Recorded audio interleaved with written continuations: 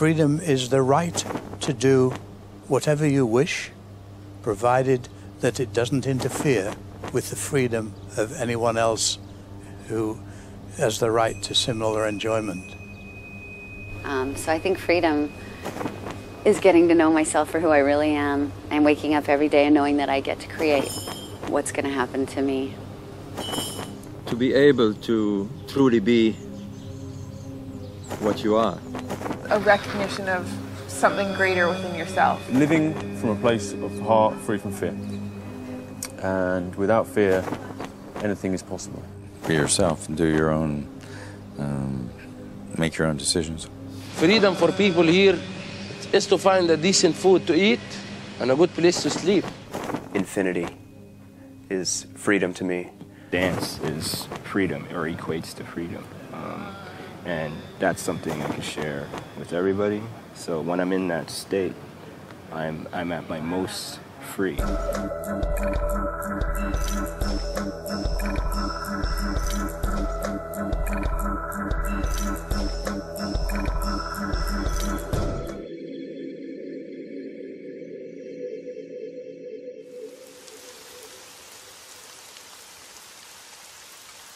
I don't like the world I live in. Don't get me wrong, I love the people that surround me, and I truly enjoy expressions of creativity. It's the system. It just doesn't fit me. Churches, mosques, and Pentagon City Hall. Videos, pretty hoes, dances, tuxedos. Weather charts, radio, television's audio. All that you love to know. Why can't we... Hello, my name is Pialer Georgicus MacDiesel. People call me PJ. We are so busy, we are so taken by the complexity of our existence, that when these moments of happiness occur, we ignore them. We seek happiness somewhere else.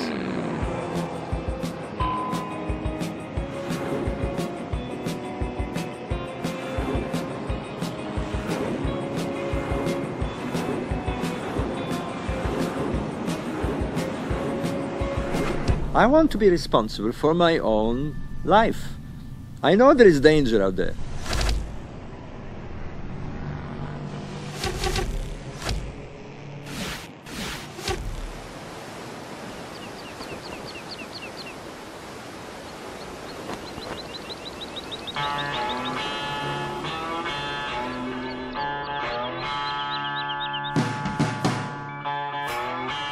What is your passion?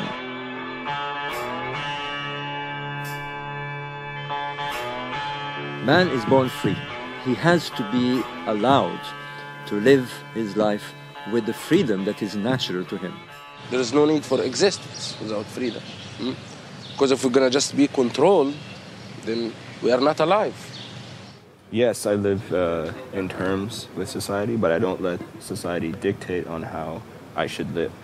And I feel people should live that way too. Like if you're going to be in society, of course, we're all here. You know, live in terms with it, but don't let it dictate on how you should live. Live the way you want to live. That's the steps to freedom, I suppose.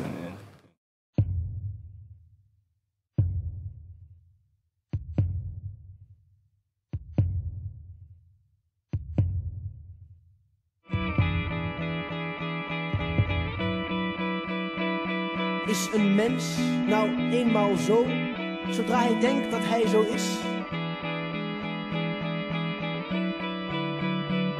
Waar komt die maatstaf toch vandaan? Waar wij zo graag aan voldoen. En dat lukt ook soms wel.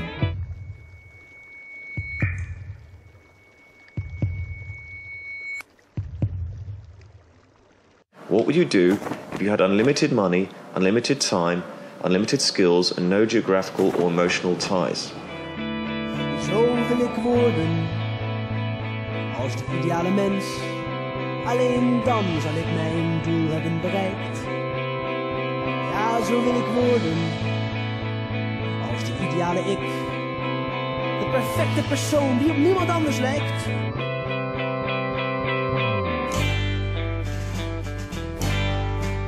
And And I think everybody has a mission. Sadly, many people do not identify it, or they suppress it. Worse, they don't have the courage to implement it. Okay, we want freedom from the imposition of others on us, but once we have that freedom, what are we going to use it for? Watching more TV?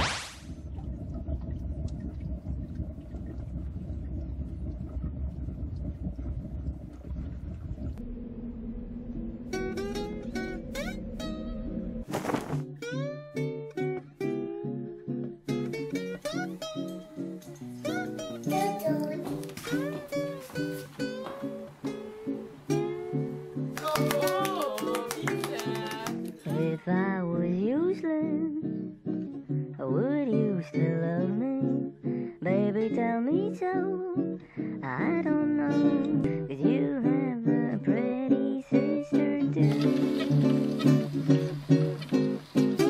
I say that I could never talk you through. Well, I know that I would be miserable and blue.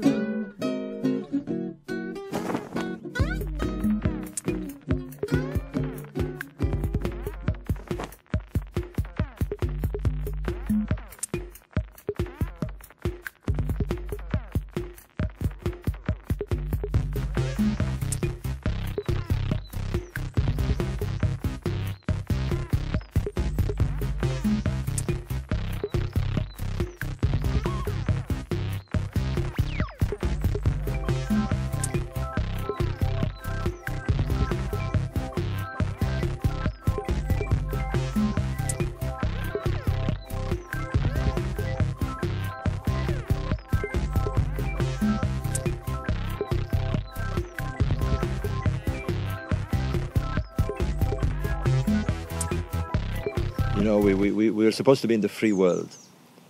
You know, in Australia, I couldn't take my kids on the beach without being fined if they didn't wear a hat. I don't see any point of this grand enterprise called society if it's not about nourishing human freedom in the most fundamental and meaningful sense. Every day there is something new in our free society that impinges on that liberty and freedom that you naturally have. I was born in this land. I'm not looking to be a president. I need to feel that this is my place. I have the right to live here. I don't need the nanny state to tell me what is good or bad. There is laws that are acceptable, but there are silly laws. Oh, it's forbidden unless you have a license here. It's forbidden unless you have this. All this bureaucracy makes things harder for us. You want that kind of freedom. But if we allow you that kind of freedom, we can't protect you. It's about control. If you look up the definition of society in a good dictionary, you will find out it is a group of people coming together for a common purpose. Did you choose to be a member of society, and do you know what that society's purpose is? When did you decide to join? Did you see what the rule book was, and did you agree with them? You don't have to be a member of society. So I'm hopeful that we will actually bypass the state more and more.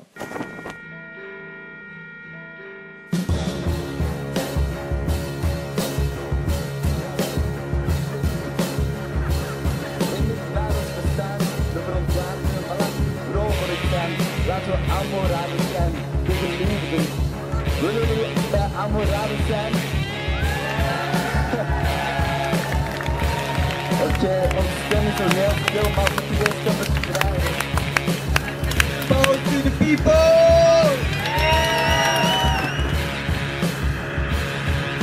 As everyone saw, like in Tahrir Square, which I have been there myself, you walk with hundreds of thousands of people and you don't know each other, but you do know each other. Somehow, there is something and like that drives all this amount of people in harmony. Something brought the Arab world into critical mass. The revolution didn't happen just to have the right to protest. The people fed up of suffering all the time. The power of the people in the streets can really work when it's orchestrated and manifested through the internet. We were inspired by Tunis. If we saw Tunis could do this, and we've been suffering for God knows how long. So why not us? And then Yemen and Libya were inspired by us, and then now Syria and other countries. It's not going to stop. The real event is world communication, the social network. The day the President Mubarak resigned, I saw, it was something like really made me so proud that many countries around the world were holding the Egyptian flag.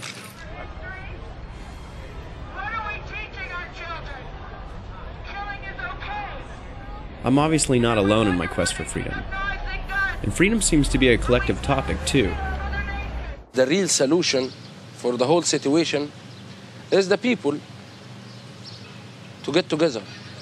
Not just the Egyptian, the whole world. That's when the system will collapse. Because this system needs energy. And one way or the other, the people are the batteries for the system. So if the people united together, they can make any system fall. Or they can make a worldwide government and then no borders. You know, we can do anything. The future of the human race is to wake up. The future of the human race is to realize that true happiness is living one's life in a state of responsibility and freedom of choice. The choices are being removed.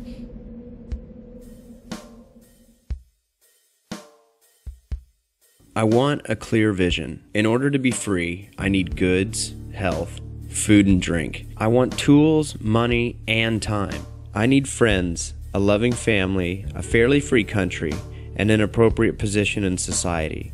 I just want to be happy. It's always about needs and wants. In school, I once learned about the Pyramid of Needs by Abraham Maslow. Natural needs are what we need to survive on this planet.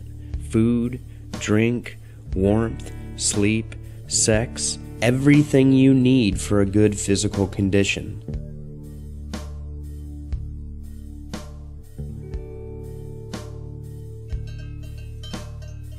Nature provides these needs in abundance. Vegetables, fruit, animals, oil, metals, wood, you name it. We can get all of our natural needs in perfect harmony with nature. It's like humans and nature are created for each other. Planet Earth is our paradise, and we have the abilities to rule over it. There's only one downside to this beautiful story. We need to pay for most of our natural needs.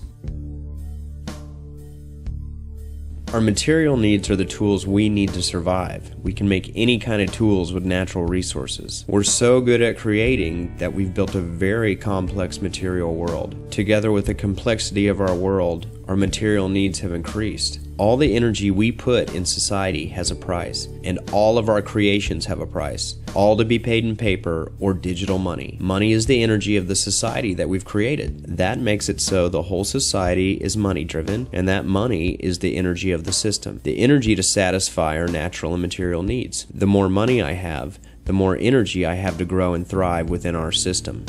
Fair enough, as long as the money in the system, led by the big banks, is fair with our money. Our money. Right. If the big banks demand interest on all the money they print and create, we have to pay them more money than they give us. They don't have to pay interest to anybody. Is that a fair system? And is it really true that these big banks are private? Social needs are the interactions we have with others. We like to hang out with each other, we like to have fun together, to achieve things together. We use very sophisticated languages and technologies to communicate with each other. We love each other, we hate each other, we need each other.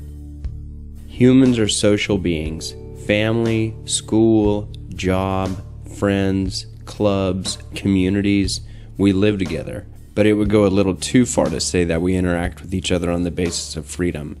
Most of our time we have to invest in society, because if we don't, we lack the energy and the money to cope with the demands of society. Most of the time we're quite busy, and if I'm not busy, then the one I like to contact probably is. So if a satisfying social life is important, I need to find a satisfying position in society that allows me to have the social interactions that I need, and that should bring me closer to real freedom.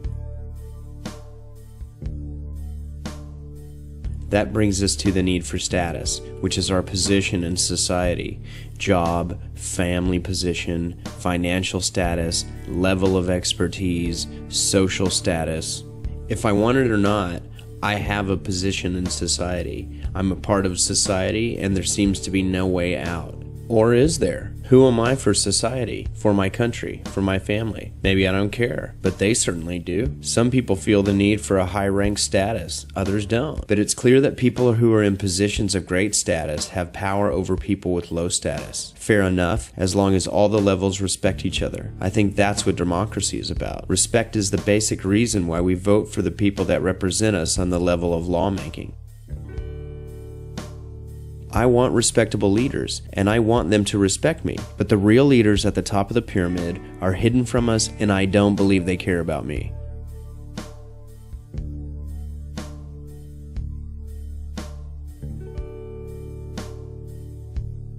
Finally, there's a need for individuation, to become who or what I am. That's a very individual given, and it involves a lot of self-knowledge. I suppose most of us don't even feel that need. Maybe because we're too busy trying to satisfy our natural, material, social, and status needs. Or maybe because we're just happy with our lives.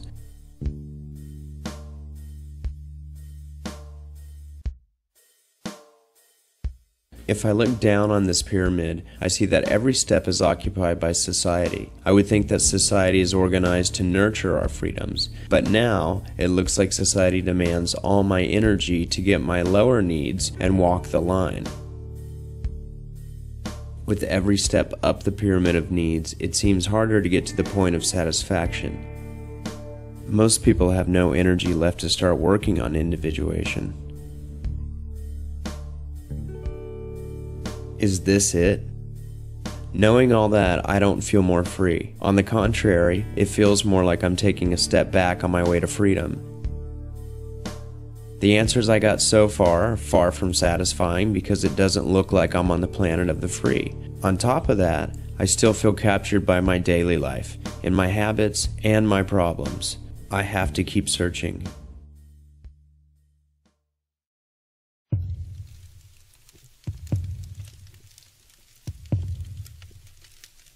I feel empty. I don't know what to do with myself. I need to break out. There are two ways to cross borders: travel and study. I want to know more about the roots of our civilization. Therefore, I choose Egypt as my destination.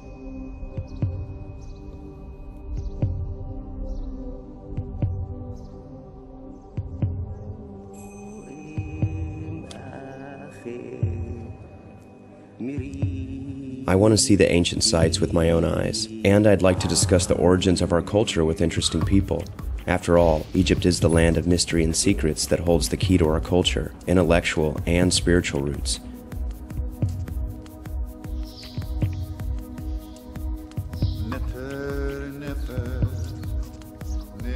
I travel through Egypt in a group of 45 people, coming from all over the world.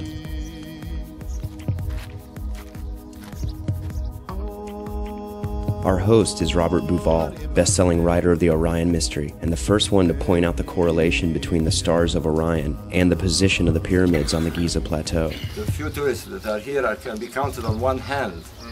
So the temple is yours. Go around. We are in a culture where we think we need to prove something. If we don't prove it, it doesn't exist. There are things that we know exist, such as friendship. How do you prove the existence of the soul? I'll tell you how we met because of this. There's a strange Ethiopian connection. Robert brought a guest with him, best-selling author Graham Hancock. They both have investigated ancient civilizations for a few decades now. My encounter with Egypt really began on this island back in 1989 because I was researching the Ark of the Covenant and its connections with Ethiopia. This was a very important piece of the puzzle for me as to explain rationally to historians how the Ark of the Covenant could have got from Jerusalem to Ethiopia. And it seemed to me, and this is the argument that I made in the book The Sign and the Seal, that this temple was built to house the Ark of the Covenant. On the third day, I leave our group together with two British companions, Ed and Marcus. I met Ed in the airport when I arrived in Cairo. My name's Ed. I'm from High Wycombe, which is near London. The second night I met Marcus, the first thing he said to me was, "What would you really like to be doing now if you had unlimited money, unlimited time, unlimited skills, no geographical connections, and no emotional ties?" We are on our way to Abu Sir, a pyramid complex where tourists don't come. We are guided by Yusuf Awan, the son of famous Egyptologist Hakim. He lives at the Giza Plateau in front of the Sphinx. My name is Yusuf Abdul Hakim Awan. I'm a stone mason. My father was an archaeologist and Egyptologist. This is one of the things that interest me, is the ancient Egyptian civilization, the dynasty time and the pre-dynastic especially. Pyramid is a Greek word. The real meaning of it is pyramidos.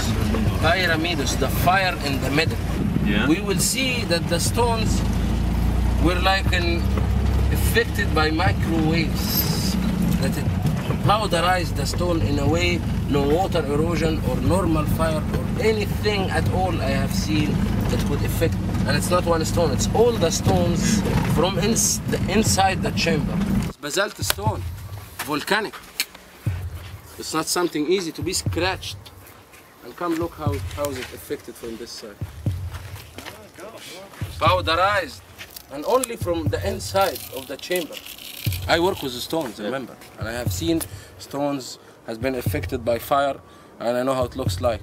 This is a volcanic stone. It was made from fire. That's if you really... This feels amazing. I'm so far from home and on my own, and I just had a private sunset excursion far from the entrance tickets, with three of the most admirable and open-minded companions. This has been a much-needed few days. I think as simple as it is to relax, to learn how to relax again. And once you relax in a space, then the actual experience begins to develop.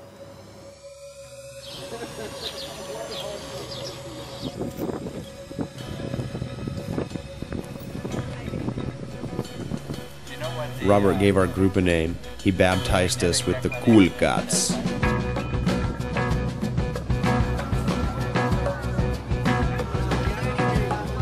Because of the recent revolution, there are almost no tourists in Egypt. It feels like we have the sights to ourselves. We have time and space to discuss our ideas. At night, Robert and Graham give us lectures about their discoveries.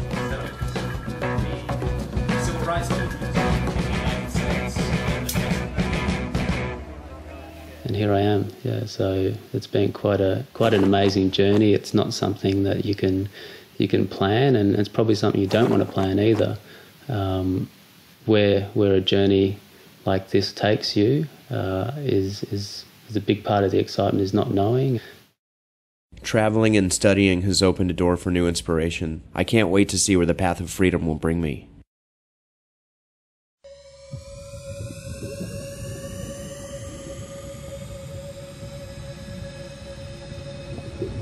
I meet a lot of new people. Together, we dive into the oldest known period of our civilization.